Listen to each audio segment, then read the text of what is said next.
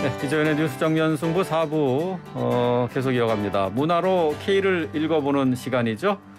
자, 언젠가부터 범죄 사건을 소재로 한 예능 프로그램이 자주 보입니다.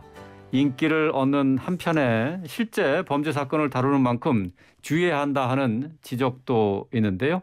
자, 관련한 얘기 나눠보겠습니다. 김원식 평론가 모셨습니다. 안녕하세요. 예, 안녕하세요. 네.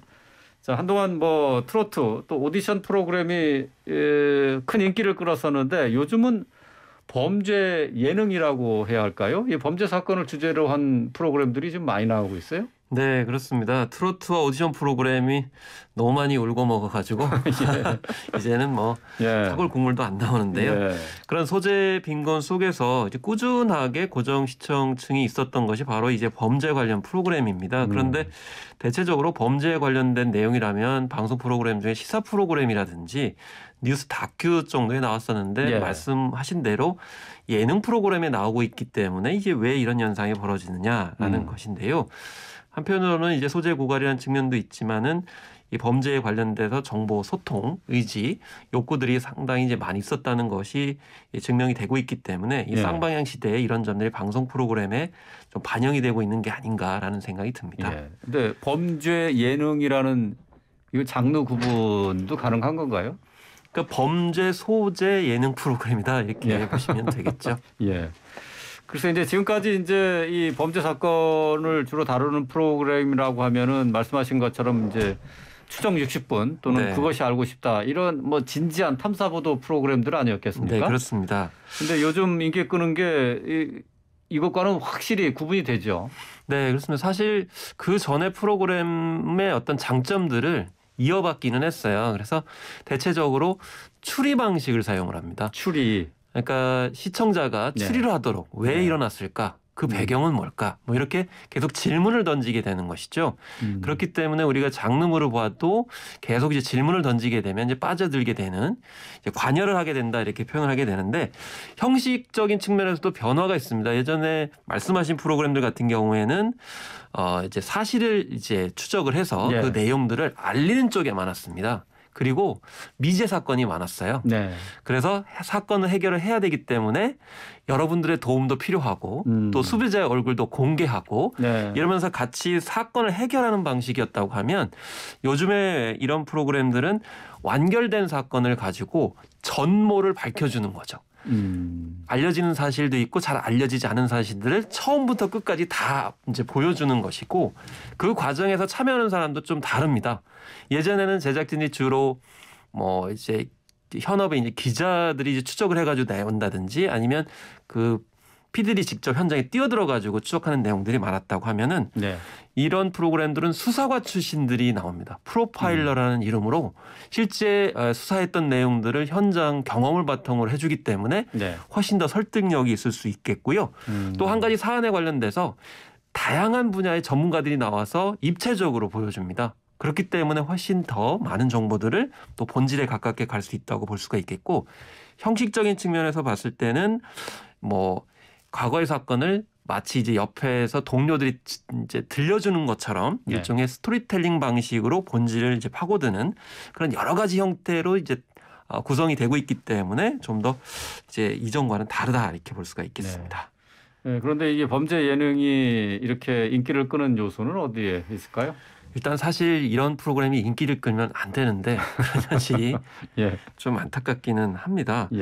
그래서 사실은 이제 우리가 뉴스 프로그램의 또 일정 정도의 한계일 수도 있습니다. 왜냐하면 뉴스는 속보에 강하고 이제 그때그때 사실을 전달하기 바쁘지 사실 해결된 이후에 잘 다뤄주지 않습니다. 그 이후에 과연 어떻게 됐는지 그리고 실제로 그 행위에 대해서 그게 원인이었는지에 대해서 애프터 서비스를 해주지 않아요.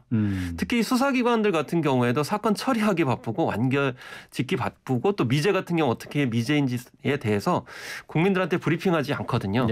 그렇기 때문에 이런 프로그램은 일정 정도의 국민들이 관심을 가질 수 있고 꼭 알아야 될 만한 그런 사건 사고에 대해서 이제 애프터 서비스를 해주고 있다. 이렇게 이제 볼 수가 있겠고 그 가운데에 어떤 흥미진진한 요소들을 반전의 묘미를 주기 때문에 그런 점들이 좀 주목을 끄는 요인이 아닌가 이렇게 생각을 해볼 수가 있겠습니다. 최근에 뭐 한강 대학생 사망 사건도 있었고 또 정인이 학대 사망 사건도 있지 않았습니까? 네. 뭐 이런 사건을 거치면서 공권력에 대한 일반 시민들의 믿음이 좀 약해진 것 아니냐 하는 시각도 있는데 말이죠. 사실 이런 프로그램들이 많아질수록 아마 수사기관에 있는 분들은 좀 불편할 겁니다. 더 힘들어질까요? 왜냐하면 예. 뭐 자신들만 공유했던 그런 뭐 수사 기법이라든지 어떤 접근 방식들을 알려주기 때문이죠. 그 가운데 큰 역할을 하신 분들이 아까 말씀드린 수사 실무 경험이 있는 프로파일러들이 그 세세한 정보들을 알려주기 때문에 그런 점에서 이거는 뭐 그 공권력에 대한 불신을 이제 뭐 약간 가중시키기도 하지만 어떻게 보면 거꾸로 오해를 풀어줄 수도 있는 거거든요. 네, 예. 왜 수사기관이 혹은 수사 실무자들이 그런 행동을 하는지에 대해서 설명해 줄 수 있기 때문에 이제 일장일단이 있다고 볼 수가 있겠고요. 또 이 프로파일러들의 말을 이제 듣게 되면 상황을 이해해야 되니까 그걸 바탕으로 해서 사실 어떤 사건이 일어났을 때 예방을 할 수도 있고 네. 한편으로는 거기에 관련해서 어떤 식으로 접근해서 또 수사기관에 협조를 할 수 있겠구나라는 역할까지도 할 수가 있다고 생각이 듭니다. 네. 그리고 이제 전문가의 어떤 그런 말보다는 이제 진실과 맥락을 스스로 추리를 하고 또 참여를 할 수 있기 때문에 거기서 일정 정도의 성취감도 네. 얻을 수 있다는 점에서 이제 이런 프로그램이 더 인기가 있다고 볼 수가 있겠고 마지막으로 말씀드릴 수 있는 거는 지금 유튜브를 포함해서 SNS에 엄청나게 정보가 많이 쏟아져 나오고 있습니다. 거기에는 일부러 가짜 뉴스를 퍼뜨리기도 하지만 잘못 분석하거나 잘못 알려진 내용도 상당히 많이 있거든요. 네. 그런데 이런 프로그램 일종의 긍정적으로 작용한다 그러면 큐레이션을 할 수 있다. 그러니까 일종의 걸러주는 것이죠. 네.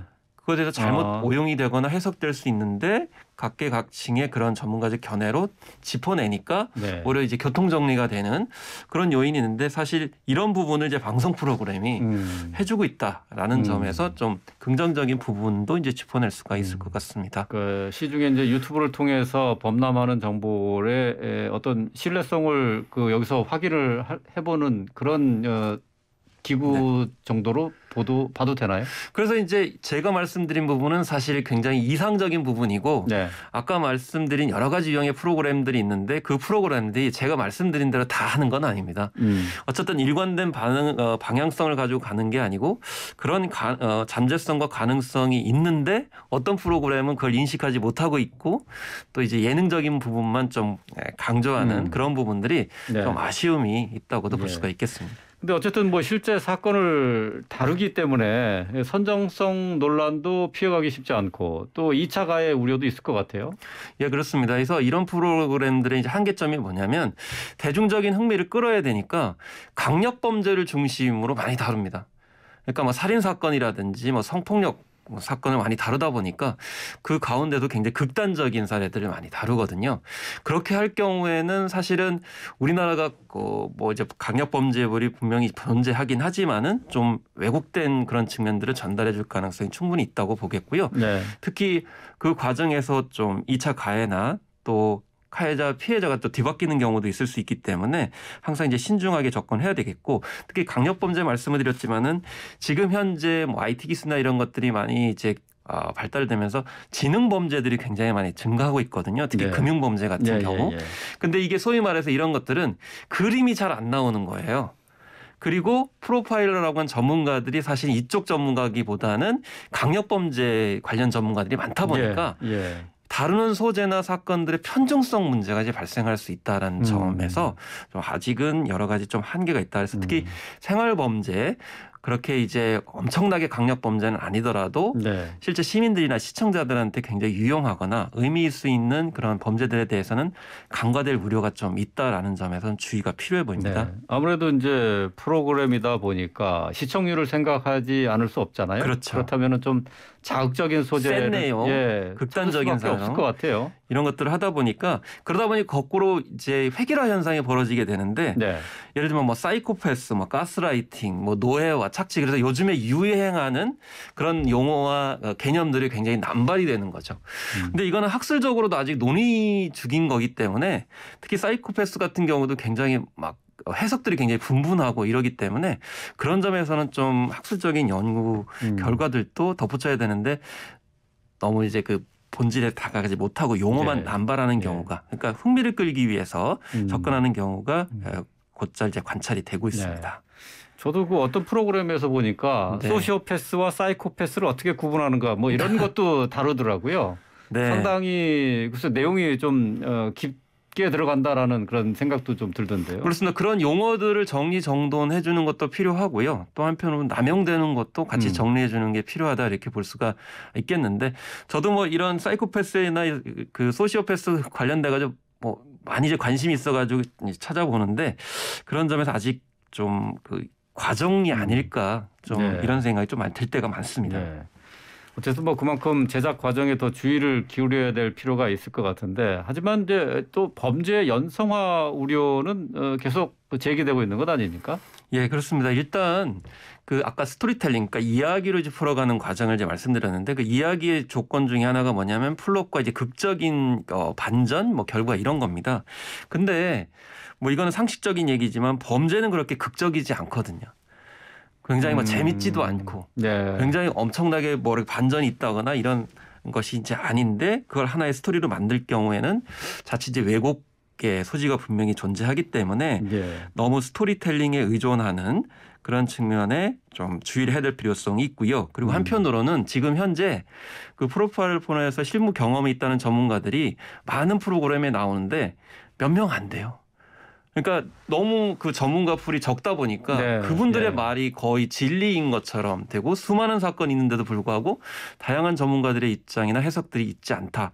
그리고 제작 방식이 일정 정도의 방향을 정해놓고 거기에 맞춰가지고 논평이나 해석을 하다 보니까 이게 이제 사전에 전제된 내용으로 이제 흘러가는 그런 측면들이 있어서 요즘에는 사실 전문가들 뭐 이제 같이 이제 푸티에서 논쟁을 시키잖아요. 그거는 일종의 이제 여러 가지 좀 점검을 해보는 거거든요. 한 사람에 의존하지 않고. 그래서 여러 가지 시각을 봐야 되는 그렇죠. 거죠. 그래서 뭐 범죄 수사하는 사람들마다 또 경험이 다르고 견해가 다르기 때문에 그런 점에서 너무 한 사람이나 두 사람이 의존해 가지고 마치 받아쓰기처럼 프로그램을 제작하기보다는 교차적으로 이제 그 점검을 해서 종합적으로 시청자가 판단할 수 있도록 해줘야 되는데 아직은 그 단계로 가지 못하는 측면이 범죄 연성화보다도 좀 더 우려스럽다. 그러니까 전문가의 견해라는 이유만으로 그거를 절대화할 가능성이 좀 있다는 점에 있어서 제작 과정에서 좀 주의가 필요해 보입니다. 그러니까 전문가 풀이 워낙 그 좁다 보니까 이 전문가의 말이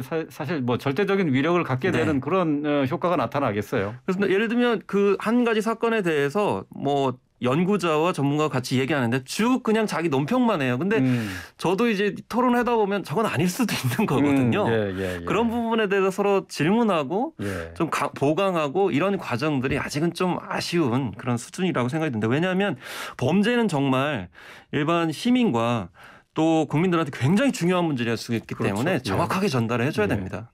알겠습니다. 자, 오늘 말씀 여기까지 듣겠습니다. 김원식 평론가였습니다. 고맙습니다. 감사합니다.